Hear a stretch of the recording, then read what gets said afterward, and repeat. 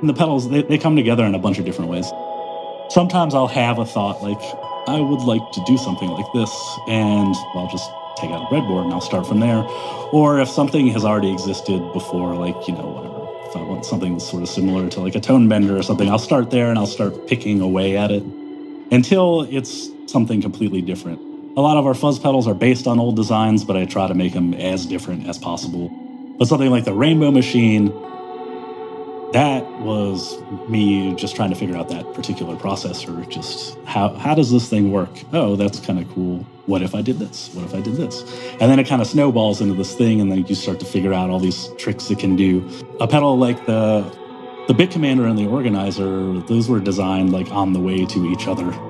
Or the Pitch Bay was designed on the way to the Arpanoid, where I'll have one idea and then along the way I'll find other ideas.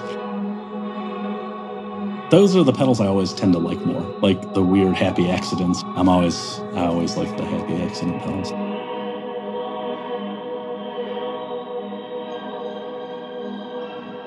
Some of the older pedals are still some of my favorites. Like the Speaker Cranker is probably my favorite overdrive ever.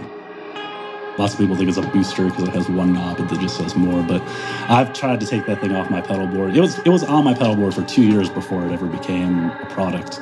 I designed it because I use a Music Man HD130. It's like my favorite amp, but it's solid state front end, so it's super flat and clean. Wanted something that was like a little tubey breakup, and I used that forever, but people would always be like, what is that pedal? It sounds really good. Then turned into the Speaker Cranker. One of the last pedals that we just did, the Bellows Overdrive. It's like an old thing where I was just screwing around with something. I made it. I used it at home all the time. I never thought much of it, and then just kept coming back to it more and more. And now it's coming in close on the Speaker Cranker. I use those two all the time. I like all our weirdos. I like the Rainbow Machine and the Afterneath and stuff like that, but from a band perspective, that's like a every once in a while kind of thing. But when I play by myself at home, I use that stuff all the time. I'm never really designing pedals for like a hole in the market or to like, cash in on something. It's usually, I'd be certainly influenced by like trends that are going on because I'm still a musician. I still buy gear all the time. But it was probably like 2004 is when I started like really like hoarding pedals. I got really into pedals. Coincidentally, it was like around the same time EarthQuaker started. And like, I think once I've been building pedals as a full-time job, it was kind of gone off the rails. Just obscure fuzz pedals I like a lot. Weird old Japanese guitars I had a thing for a while. Right now, I'm just really into Jazz Masters. Trying to hoard like one of every sought after pedal possible. That was a thing for a minute. That's like a real, like, I felt like a real doctor.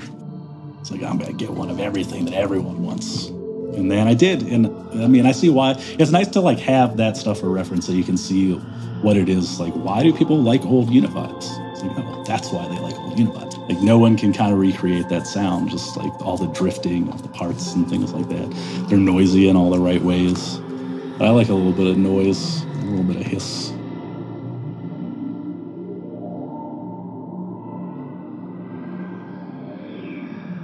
The first Saturday in August will be EarthQuaker Day every year. I guess what we're kind of trying to do here is in Akron is bring a bunch of local businesses together and just kind of have like a little like picnic, a miniature county fair, and just kind of promote all our ridiculous ideas and just show like kind of who we are. So like our like local community can get a sense of what we're doing in here. Because like even though we're like, an international company, not a lot of people in Akron are like really aware that we're here or even what we're doing. So I feel like it'll kind of be an opportunity for them to come in and check out what we're doing and meet everyone. It's been 11 years and it's been a very slow build.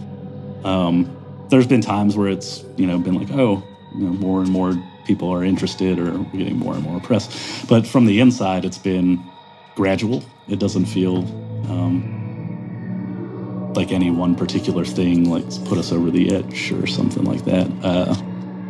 But I will say that from my perspective, I think it's just all of our work ethic that we're always, we're always available to customers. We're always there to answer questions. We're always there to help with any kind of problems. And we can stand behind all of our products.